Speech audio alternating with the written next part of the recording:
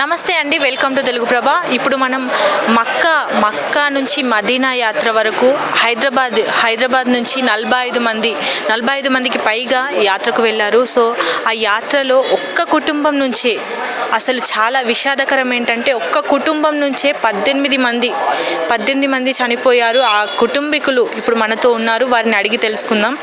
So ఎలా జరిగిందండి ప్రమాదం? ఇది మక్కా నుంచి మదీనాకు వచ్చేటప్పుడు బస్సు ప్రమాదం అండి. ఇది వెనక నుంచి ట్యాంకర్ ఢీకొనడంతో జరిగింది. ఆ ట్యాంకర్ ఆయిల్ ట్యాంకర్ కాబట్టి ఎవరు కూడా ఎస్కేప్ అవ్వడానికి అవకాశం లేకుండా వెంటనే మంటలు అంటుకోవడం, వాళ్ళు మరణించడం జరిగింది. మాకు భారత కాలమాన ప్రకారం 3 గంటల సమయంలో రాత్రి తెలిసింది. మాకు బాధాకరం ఏంటంటే పాపం ఎవరైతే వీళ్ళ కొడుకు యూఎస్లో ఉంటారో ఆయన ఇనిషియేటివ్ తీసుకొని ఆయన వీళ్ళందరికీ అన్ని అరేంజ్మెంట్ చేశారు. ఆయన రాలేకపోయారు. సో అందులో ఆయన భార్య పిల్లలు కూడా ఉన్నారు. టోటల్ ఒకే ఇంటి నుంచి 18 మంది అంటే అసలు మాకు మాటలు కూడా రావట్లేదు. ఆ పాపం ఆయన ఒక్కైనా మిగిలిపోయినారు. ఆయన పరిస్థితి దేవుడు ఆయన శక్తి ప్రసాదించాలని కోరుకుంటున్నాం. చాలా పెద్ద ఘోరం ఇది, చాలా పెద్ద ప్రమాదం ఇది.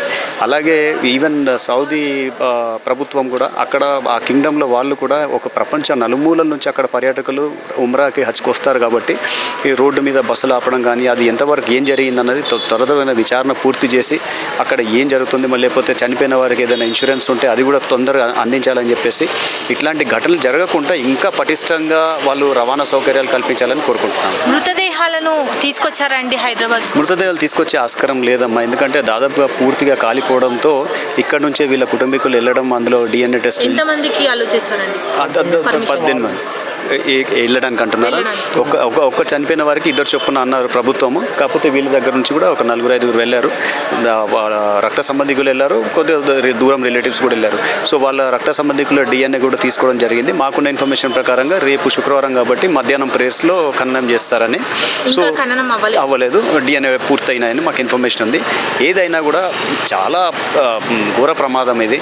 ఒక ఇంటి నుంచి ఒక 4 జనరేషన్లు తుడిచిపెట్టుకపోవడం అంటే మనం ఊహకందని నష్టం అది. సో ఇలాంటి జరగకూడదు. రెండోది మన ప్రభుత్వం కూడా, అది ఏ గవర్నమెంట్ అయినా కూడా, మనం అక్కడే ఎమర్జెన్సీ ఒక కాంటాక్ట్ సెంటర్, ఒక కంట్రోల్ రూమ్ ఎప్పటికీ ఉండాలి. ఇప్పుడు మీరు నేను ఉద్యోగం చేయడానికో లేకపోతే అక్కడ ఏదో మన ఫ్యామిలీని సెట్ చేయడానికో వెళ్తున్నామంటే మీకు వీసా ప్రాసెసింగ్, వెరిఫికేషన్ అవన్నీ ఉంటాయి.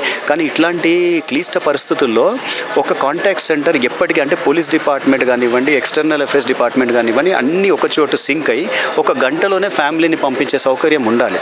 ఎందుకంటే ప్రపంచంలో ఏ మూల నుంచి ఏ మూలకు జనాలు వెళ్తుంటారు.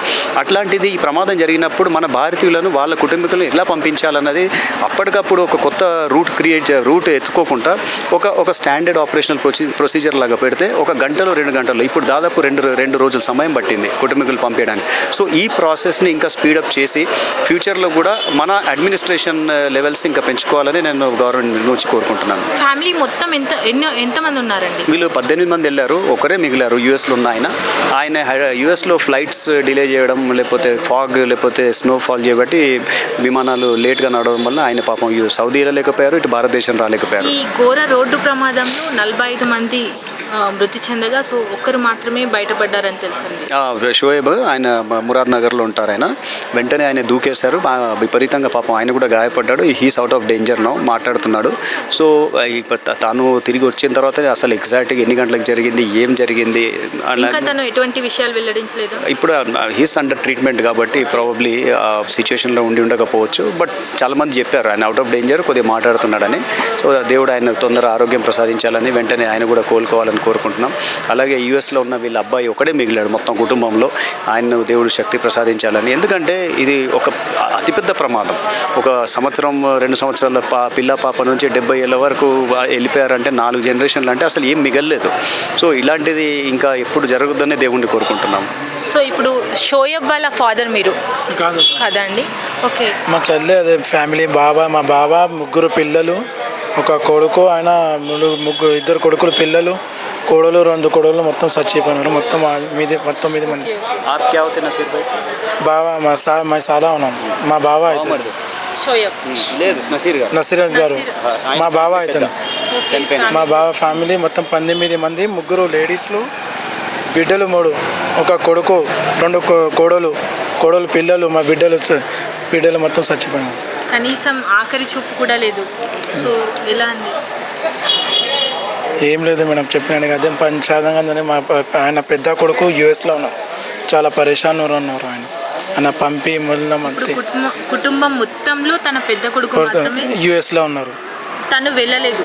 వెళ్ళరు. ఓకే, ఇప్పుడు కుటుంబం తరపున ఎవరున్నారండి ఇప్పుడు? ఇప్పుడు వీళ్ళే కలిశారు. ఇప్పుడు కేటీఆర్ గారు వచ్చి పరామర్శించారు.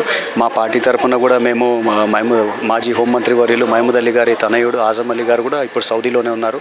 మాజీ వక్ఫ్ బోర్డ్ చైర్మన్ మసీవుల్లా గారు కూడా అక్కడ వీళ్ళకు అండగా మేము అక్కడ అన్ని వాళ్ళకి కావాల్సిన ఏమైనా రిక్వైర్మెంట్స్ ఉన్నా కూడా మేము సపోర్ట్ చేస్తున్నాం. అక్కడ మేము 24 hours వాళ్ళతోనే ఉన్నాం. ఇక్కడ నుంచి వీళ్ళు కొందరు రిలేటివ్స్ వెళ్ళారు. ఆ యూఎస్లో ఉన్న ఆయన ఫ్లైట్ డిలేస్ వలన పాపం ఆయన అక్కడ కూడా రాలేకపోతున్నాడు, ఇక్కడ కూడా రాలేకపోతున్నాడు. సో ఆయన ఒక్క ఆయన మిగిలారమ్మా. ఎప్పుడండి ఈ ప్రయాణం స్టార్ట్ అయింది, ఎలా ఈ ప్రమాదం జరిగింది? సండే 9th సండే రోజు బయలుదేరారు వీళ్ళు. మక్కా ఉమ్రా పర్ఫామ్ చేసుకొని మక్కా నుంచి మదీనా వెళ్తుంటా ఇది అయింది. అదైతే అందరికీ తెలుసు. ఈయన అబ్దుల్ నజీరుద్దీన్ సార్ వాళ్ళ మిస్సెస్ ఫ్యామిలీ మెంబర్ ఇక్కడి నుంచి వెళ్ళారు. 11 మెంబర్. పెద్దతను నజీరుద్దీన్ వాళ్ళ మిస్సెస్, పెద్ద కోడలు, 3 పిల్లలు, చిన్న కొడుకు, చిన్న కోడలు, 3 పిల్లలు, మిగిలిన 3 కూతుర్లు. ఒక కూతురు పాప వెంబడిపోయింది, ఒక కూతురు బాబు వెంబడి ఉంది, ఒక కూతురుది పాప బాబు. టోటల్ 18 మంది.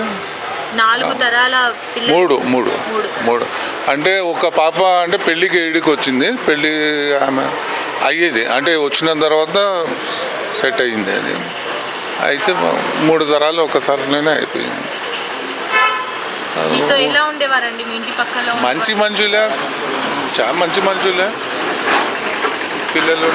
పిల్లలు ఆడుకునేటోళ్ళు. సెంట్ పాయిస్లో 3 పిల్లలు వీళ్ళ ఆడపిల్లలు చదివేటోళ్ళు.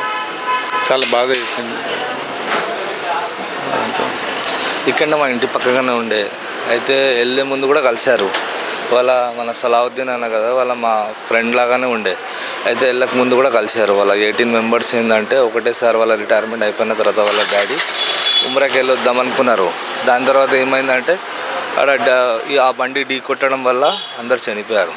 చాలా ఏంటంటే ఎమోషనల్ సీన్ అది మాకు కూడా. ఏంటంటే మేము కూడా డైలీ చూస్తుండే. ఇప్పుడు కూడా ఎట్లా అంటే కళ్ళకు కనిపించినట్టున్నారు వాళ్ళు. చిన్న పిల్లలు ఉండే, మొత్తం ఫ్యామిలీ మొత్తం చాలా డేంజర్. అది 18 మెంబర్స్ పోయారండి. మా పక్కకే ఉంటుండే కదా, చిన్నప్పటి నుంచి చూసి ఉన్నాం మేము. వాళ్ళు చాలా ఎమోషనల్గా ఉండే. ఇప్పుడు ఏం చేస్తాం, ఇప్పుడు దేవుడు వాళ్ళ రాసి ఉండే అట్లా జరిగింది. పక్కన ఉండేవాళ్ళు చాలా మంచి వాళ్ళు. పాపం ఒకటేసారి మాకు ఫ్రెండ్స్ లాగానే ఉండరు, అందరు కలిసి ఉన్నాం చాలా సమయం నుంచి. అసలు చాలా షాకింగ్. ఒకటేసారి వాళ్ళు వెళ్ళేటప్పుడు మాకు నెక్స్ట్ డే మార్నింగ్ మాకు తెలిసింది ఇట్లా అయిపోయిందని. కాల్ చేసి లేదు, కాల్ చేసారు. అక్కడ నుంచి కాల్స్ వస్తున్నాయి కంటిన్యూస్గా, ఇట్లా యాక్సిడెంట్ అయిపోయింది, ఇట్లా ఒకటేసారి అందరు చనిపోయారని. చిన్న పిల్లలు కూడా ఉన్నారు దాంట్లో. అందరు ఒకటేసారి పోయారు. కాల్స్ వచ్చినప్పటి నుంచి షాకింగ్. అందరు ఆ రోజు కూడా చాలామంది లీడర్స్ వస్తారు ఇక్కడ, కానీ వాళ్ళకి ఏం సపోర్ట్ కావాలో ఆ సపోర్ట్ దొరకలేదు. అది ప్రాబ్లం. కొంతమంది ఇక్కడ ఉన్నారు, వాళ్ళు అక్కడ వెళ్ళి వాళ్ళకి చూసి మొత్తం అది లాస్ట్ రైట్స్ ఉంటాయి కదా, అది చేద్దామని అనుకుంటారు. కేటీఆర్ వచ్చారు, ఫ్యామిలీ మొత్తం 18 మెంబర్స్ మొత్తం చనిపోయారు. ఒక్కరు మాత్రం యూఎస్ఏలో ఉన్నారు. వారు ఎవరిని పరామర్శించారండి? ఇప్పుడు వేరే రిలేటివ్స్ ఉన్నారు కదా, క్లోజ్ రిలేటివ్స్ అయితే ఎవరు లేరు. ఉన్న వాళ్ళందరూ చనిపోయారు. ఒక పర్సన్ అది యూఎస్లో ఉన్నారు. నేనేం విన్నా అంటే యూఎస్ నుంచి ఆయన అక్కడ వెళ్ళిండని సౌదీకి వెళ్ళి అక్కడి నుంచి మొత్తం చేస్తున్నాడు. చేసి ఒకవేళ అయితే అయిపోయిన తర్వాత ఇక్కడ వస్తారని అనుకుంటున్నాం. ఇప్పుడు కేటీఆర్ అన్న ఎవరికి కలిసారంటే వేరే రిలేటివ్స్ ఉన్నారు కదా, వాళ్ళతో కలిసి వాళ్ళ కన్సర్న్స్ ఏమున్నాయి అదే కలిసి మాట్లాడారండి. Thank you. Total 18 members. చిన్నప్పటి నుంచి చూసినాం మేము. అట్లా చిన్నప్పుడు ఇట్లా రీసెంట్లీ ఇట్లా షాక్ అయింది న్యూస్. అది అట్లా ఉంది. అది ఇప్పుడు వాళ్ళు అమెరికాలో ఎవరు ఉన్నారు కదా, వాళ్ళు big brother, big daughter, big son. ఆ సన్ ఏమో వస్తుండు, ఇప్పుడు ఈయనే వస్తుండే ఇండియాకి. కొంచెం ఆడ బిగ్ సన్ అంట హాస్పిటల్లో అడ్మిట్ ఉందంట. మేము కూడా విన్నాం, ఇంకా ఐడియా లేదు ఇంకా ఏమి వస్తున్నారని అంతే విన్నాం మేము కూడా. అంతే తను అప్పుడు ఇండియాకి వస్తున్నాం. అదే మొత్తం ఫ్యామిలీ చచ్చిపోయింది కదా, కొంచెం షాక్లో ఉందా అంతే. ఇప్పుడు మాకు తెలిసి అంతే ఉంది. ఇప్పుడు ఏముందంటే 18 మెంబర్స్ అంటే చిన్నప్పటి నుంచి మేము చూస్తున్నాం, వాళ్ళు మాకు చూస్తున్నారు. చుట్టూ నైబర్సే ఉన్నాం మేము. మా ఇల్లు ఇన్ని ఉంటుంది, వాళ్ళ ఇల్లు ఇట్లా క్లోజ్లోనే ఉంటాం మేము. ఇట్లా మేము కూడా పొద్దున న్యూస్ అది మాకు చెప్పినారు. వాళ్ళ ఫ్యామిలీలో చిన్న పిల్లలు ఎంతమంది ఉండేవాళ్ళు, పెద్దవాళ్ళు ఎంతమంది ఉండేవాళ్ళు? పెద్దవాళ్ళేమో ఐ థింక్ 8 మెంబర్స్ ఇట్లా ఉన్నారు, 8-9 మెంబర్స్. చిన్నపిల్లలు 9 మెంబర్స్ ఇట్లా ఉన్నారు. టోటల్ 18 మెంబర్స్ ఇట్లా ఉన్నారు వాళ్ళు. దానిలో పెద్దోళ్ళేమో ఒక ఈ ఇంట్లోనే ఉండేవాళ్ళ 18 మెంబర్స్? ఈ ఇంట్లోనే ఒక్కటే ఇంట్లోనే మొత్తం 18 మెంబర్స్ ఉన్నారు వాళ్ళు. ఒక్కసారి పోయినారు వాళ్ళు రాత్రి అందరితో కలిసి పోయినారు వాళ్ళు. ఇక్కడ కలిసి పోయిన తర్వాత ఆఫ్టర్ 8 days మాకు తెలిసింది. పొద్దున మేము లేచినాం, ఇట్లా మాది బస్సు వాళ్ళే వచ్చి చెప్పినారు అన్న ఇట్లా అయిందన్న, అట్లా షాక్. మన వాళ్ళు కనిపిస్తులనే కొంచెం న్యూస్ చూసామంటే అప్పుడేమో న్యూస్ చూసిన తర్వాత అప్పుడు తెలిసింది, అరే వీళ్ళు పాపం చచ్చిపోయినారు 18 మెంబర్స్ ఇట్లా. న్యూస్ చూసాకే మీకు ఇన్ఫర్మేషన్ వచ్చింది. అంతవరకు ఒక Tamil news, Kerala I think, Kerala Malayalam I think, ఆ న్యూస్ లాంగ్వేజ్లో వచ్చింది. వాళ్ళ ఫోటో వచ్చినాయి. అక్కడ అఖ్తర్ ఆంటీ అని ఉంటారు పెద్దోళ్ళు, గ్రాండ్ మదర్ వాళ్ళది. ఆ అఖ్తర్ ఆంటీ మేము చూసి అప్పుడు షాక్ అయినాం, అరే మన వాళ్ళే ఉన్నారు ఇలా అంతా. అట్లా చూసి మేము అట్లా షాక్ అయినాం అంతే.